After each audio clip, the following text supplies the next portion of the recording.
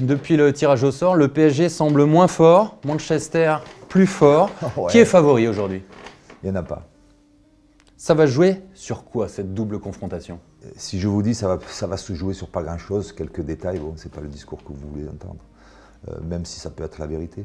Je pense qu'on a affaire à deux gros clubs d'Europe, qui sont devenus vraiment des grands clubs d'Europe. Alors un qui est dans cette position-là depuis des lustres, depuis des décennies, c'est Manchester United bien sûr, et un autre qui arrive dans la cour des grands. Je pense que oui, effectivement, il y a eu diverses choses qui ont fait que le jour du tirage, il y avait une situation sportive des deux clubs qui étaient d'un certain niveau, au niveau footballistique, avec un club qui était plutôt en difficulté et un autre club qui était vraiment au top de sa forme. Depuis le tirage au sort, voilà, les choses ont évolué. Il y a eu aussi une chose quand même à prendre en considération, c'est qu'il y a eu un changement d'entraîneur à Manchester United. Et donc voilà, les choses se sont un petit peu rééquilibrées, mais ça reste deux très grands clubs européens avec des grands joueurs dans leur effectif. Je pense que ces deux clubs ont l'ambition certainement de se qualifier et ont les moyens de se qualifier, les deux. Est-ce que le niveau du PSG vous inquiète depuis la blessure de Neymar? C'est pas le niveau qui m'inquiète, c'est la blessure de Neymar qui m'inquiète. Parce que Neymar est un joueur extraordinaire, extraordinaire. Et ça, je pense sincèrement que les amateurs de football sont tous unanimes. Le PSG est moins fort sans Neymar qu'avec Neymar, ça c'est une certitude. Donc il ne sera pas là, à Paris Saint-Germain, de développer autre chose, une solidarité, le talent ils en ont encore, ils en ont même beaucoup. Donc voilà, ils doivent être persuadés que même sans Neymar, ils peuvent se qualifier contre Manchester United. Est-ce que le milieu de terrain du PSG vous inquiète également? Verratti revient de blessure, Rabiot est mis de côté, Oui, Thiago Motta n'a pas été remplacé. Ça, c'est les aléas d'un club de football. Là, vous êtes en train de me citer les aléas d'un club de football de Paris, mais ça peut se passer à Barcelone, ça peut se passer C'est pour ça qu'il faut avoir dans des clubs comme ça des effectifs très qualitatif, mais aussi quantitatif, parce qu'on n'est jamais à l'abri d'une blessure, d'une suspension, etc. Vu les moyens qu'ont ces clubs-là, c'est pour ça que le recrutement, les périodes de recrutement, je disais, sont importantes pour ces clubs-là. Essayer de faire un effectif taillé pour, bien sûr, jouer les premiers rôles dans les compétitions nationales, mais aussi internationales.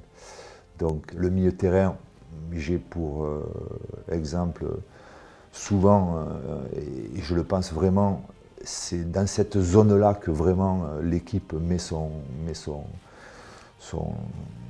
savoir-faire sur le match ou sa supériorité sur le match, parce que cette zone du terrain est très importante. Ou alors vous décidez de perdre le milieu et de dire bon ben voilà, on va perdre le milieu, donc on va être dominé, on va reculer, on va agir en contre. Je ne pense pas que Paris soit une équipe de contre. Je pense que je m'avance peut-être, mais je pense que Paris, avec les joueurs qu'ils ont, avec le statut qu'ils ont, ils doivent imposer le jeu aux autres. Et Manchester veut faire la même chose. Donc c'est pour ça que je vous dis que c'est une grande opposition que la Champions League propose souvent. Parce que quand je vois les matchs qui sont proposés, tous ou pratiquement toutes les équipes veulent imposer leur jeu, leur façon de voir les choses, leur philosophie de jeu aux autres. Mais vous tombez sur des gens qui veulent faire la même chose avec vous. Donc ça se joue à pas grand-chose, ça se joue sur la qualité d'abord des joueurs, mentale, physique et technique, et puis être au top niveau le jour du match.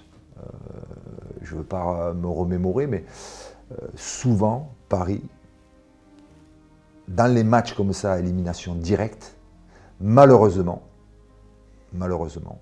pour Paris, souvent, Paris n'a pas été au top parce qu'ils ne disposaient pas de tout leur effectif et de tous leurs atouts. C'est important d'avoir tous ces atouts. Je ne citerai pas de nom, mais il y a quelques clubs où s'il manque un ou deux joueurs, c'est quand même plus la même chose. Donc voilà, à eux de faire avec. Pour rester sur le milieu de terrain, que pensez-vous de Marquinhos en tant que milieu de terrain? Vous le connaissez bien, le Brésilien? Il peut jouer à ce poste-là. Mais il y a beaucoup de joueurs qui peuvent jouer à ce poste-là, surtout quand on est défenseur central. Quand on est défenseur central, on peut jouer milieu de terrain défensif. Quand on est milieu de terrain défensif, on peut jouer souvent défenseur central. C'est des postes qui sont à peu près pas équivalents, mais voilà, vous avez souvent le jeu face à vous, vous êtes dans le centre, dans le cœur du jeu. Voilà, si vous avez un peu d'anticipation, si techniquement vous êtes bon, parce que attention, jouer milieu de terrain devant la défense à Paris, c'est pas la même chose que jouer milieu de terrain devant la défense de notre club qui défend. Voilà, donc il peut jouer, mais c'est pas un milieu de terrain de métier. Ça, c'est déjà important. Et puis, voilà, si vous le mettez au milieu, il n'est pas derrière. Et donc, je pense aussi qu'il faut bien défendre. Parce que vous rencontrez des équipes qui ont des possibilités offensives, individuelles et collectives qui sont énormes. Donc, il faut bien défendre. Donc, il faut mettre des très très bons, voire des excellents défenseurs. Et à ce niveau-là, bon, je pense que Paris aussi peut jouer aussi sur ça, parce que je pense que le principal zone de turbulence ces derniers temps à Manchester United, ça a été la défense. Et la défense dans l'axe surtout. Pour rester sur le milieu de terrain, vous adoriez Marco Verratti. Oui. Vous avez déclaré dans Je France... l'adore toujours. Je l'adore toujours, Bambino. Vous avez déclaré dans France Football qu'il n'avait pas l'évolution que vous attendiez de lui. Ouais. Pourquoi il stagne? Il y a plein de choses. Je pense que d'abord au niveau individuel, malheureusement ce garçon n'est pas épargné par les blessures. Et ça, je pense que c'est un frein à toute progression. On parle de son hygiène de vie. Oui, certainement. Certainement, lui doit savoir, surtout dans ce domaine-là, s'il fait tout le nécessaire, s'il fait le maximum pour être vraiment au top, mener la vie que l'on doit mener quand on est un sportif de haut niveau, un footballeur de haut niveau. Ça, il n'y a que lui qui peut répondre. Et si, dans le cas échéant, s'il juge, il n'y a que lui qui peut faire des amélioремents dans ce sujet-là. Bien sûr, il y a des personnes qui peuvent l'aider. Mais je pense sincèrement que les grosses blessures qu'il a eues a été un frein à cette progression. Et puis, je dois dire aussi que souvent, c'est une question de complémentarité aussi, le milieu. Souvent. Que ce soit en défense centrale aussi, c'est une question de complémentarité, mais au milieu aussi, c'est une question de complémentarité. Et je pense que la perte, parce qu'il ne pouvait pas jouer jusqu'à 40 ans, la perte de Thiago Motta, que ce soit au niveau de l'équipe, mais surtout au niveau de Marco, a été aussi quelque chose de difficile à surmonter. Vous appréciez beaucoup aussi Adrien Rabiot. Est-ce qu'il doit être réintégré à l'effectif? Ça, c'est des problèmes internes du Paris Saint-Germain. Je suis mal placé pour en parler. Ce que je regrette pour Adrien et pour le Paris Saint-Germain, c'est qu'on soit revenu à une situation quasi identique de celle que l'on a eue il y a 4 ans ou 5 ans. Et ça c'est impardonnable. C'est impardonnable. Pour un joueur comme lui, c'est impardonnable. Je veux dire par là, on est bien placé pour le savoir, je suis bien placé pour le savoir. On a eu la même situation. On a eu la même situation, il était arrivé à 1 an de son contrat, à la fin de son contrat. Déjà, pour un joueur comme lui, arriver à 1 an à la fin de son contrat, il y a quelque chose qui a été oublié. Donc on avait récupéré, parce qu'on le pensait vraiment, que ce soit les dirigeants et que ce soit l'entraîneur, que Adrien pouvait devenir un joueur majeur du Paris Saint-Germain. Et c'était écrit. C'était écrit. Malheureusement, 4 ans après, on est dans la même situation et je pense que cette fois-ci, la situation est irrévocable. Donc voilà, après, en tant que sportif, en tant qu'entraîneur, je vous dis, voilà, c'est un joueur majeur. Après, la situation, il y a une réflexion économique, etc., qui fait que voilà, on peut prendre d'autres décisions au détriment du sportif. Ça, c'est un peu difficile à comprendre. Mais c'est parce que si on raisonne qu'en termes de raisonnement sportif, bon, il n'y a pas de réflexion à avoir. S'il y a une réflexion, c'est le statut du joueur. On sait que le joueur va certainement partir du club. Voilà. Est-ce qu'il faut le sanctionner? Est-ce qu'il faut le punir? Ça, c'est une situation assez délicate, mais c'est aux dirigeants à le régler, ça. Que pensez-vous du travail de Thomas Tuchel? Il n'y a rien à dire sur son travail. Rien à dire. Mais je pense que c'est un excellent entraîneur. Vous le connaissez personnellement? Jeune, jeune, dynamique, allemand, bien sûr, avec sa mentalité allemande. Mais je trouve qu'il a quand même quelque chose de latin aussi dans sa gestion humaine. Je trouve que dans sa gestion humaine, il a du latin, voilà. Il n'est pas si froid que ça. Il est plus proche, je trouve. Alors, il est plus proche que vous dans sa gestion humaine qu'Unai Emery? Je ne sais pas, je suis mal placé pour parler de ça. Moi, j'estime, vous le savez, que la gestion humaine est une part importante de ce métier-là, voire quasiment une des parts les plus importantes. Et il ne faut pas se tromper, quoi. Il ne faut pas se tromper. Je pense que les grands entraîneurs font en sorte que la gestion de l'équipe est très importante, la gestion tactique, la gestion physique. Il y a des gens pour vous aider, pour mettre en place certaines choses. Mais la gestion humaine, c'est souvent l'entraîneur qui la crée, ou qui ne la crée pas d'ailleurs, ou qui veut la créer. Parce qu'il y a des entraîneurs, mais je pense que ces entraîneurs-là vont avoir de plus en plus de mal, veulent s'imposer comme le chef, c'est moi le patron, c'est moi. C'est fini ça, c'est fini, je pense. Avec les nouvelles générations, avec les statuts compris, l'importance compris des joueurs de football, c'est fini. Il faut créer du lien. Enfin, moi, c'est ce que je crois. Et je pense que José Mourinho est fini. C'est pas ça. Il a une manière de manager qui devient difficile. Qui devient difficile parce qu'on a affaire à des joueurs de football qui ont un statut énorme. Énorme. Avant, c'était voilà, tu fais ça, c'est moi le patron. C'est compliqué, ça. C'est des gestions où il n'y a pas d'échange, où vous parlez à des joueurs qui prennent de plus en plus d'importance, que ce soit au niveau social, au niveau du club, mais même pour vous, vous vous mettez à genoux devant les joueurs maintenant. C'est comme ça, les joueurs ont pris une importance incroyable. C'est comme ça. Il faut le gérer, il faut le manager.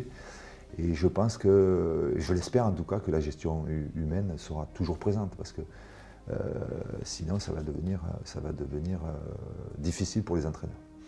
On vous a reproché de ne pas aller au-delà des quarts de finale depuis votre départ. C'est un fait. J'espère qu'un jour Paris ira au-delà des quarts de finale, au-delà des demi-finales, au-delà de la finale. Mais depuis votre départ, le PSG Je l'espère à M. Touchel.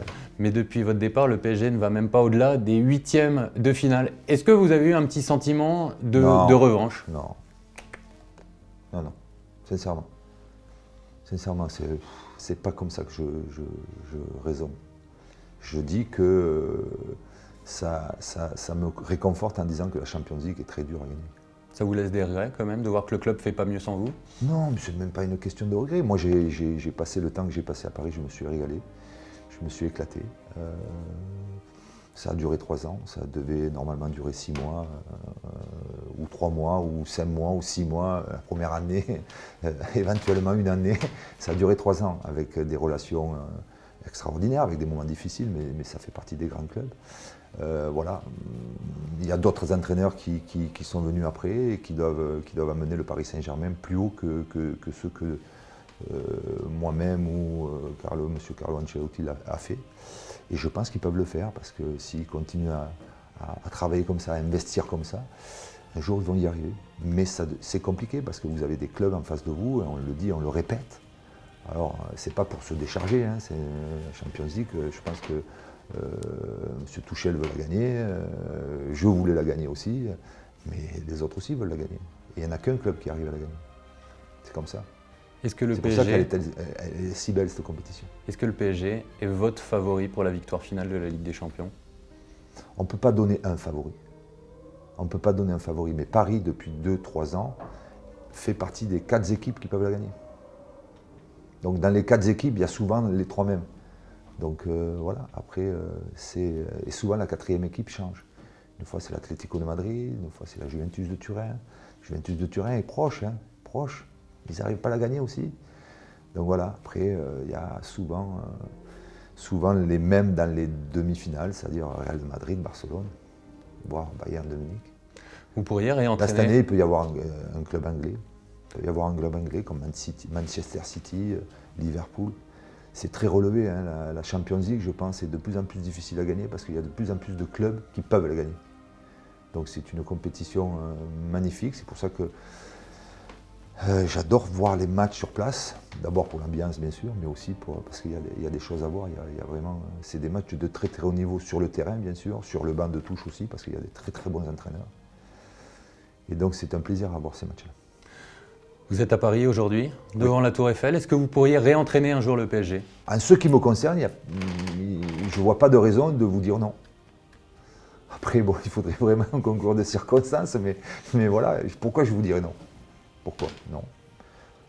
Pourquoi pas? Enfin, pourquoi pas? Il faudrait que les circonstances ou que les étoiles, comme on dit, soient vraiment bien alignées, ce qui est loin d'être le cas. Et n'oublie pas, tu peux cliquer sur le blason Téléfoot là juste à droite pour t'abonner à la chaîne et du coup ne rien rater du contenu exclusif. À la prochaine!